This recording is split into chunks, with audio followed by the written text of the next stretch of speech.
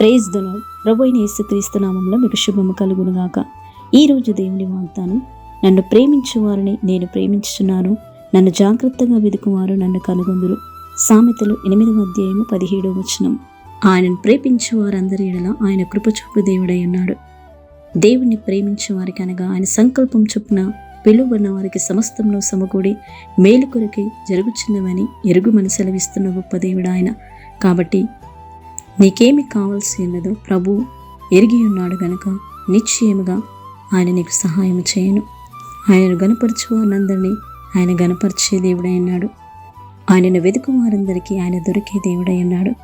క్రీస్తునందు ప్రియమైన వారలారా, దేవుని యొక్క కటాక్షము మీ మీద, మీ కుటుంబం మీద ఉండును.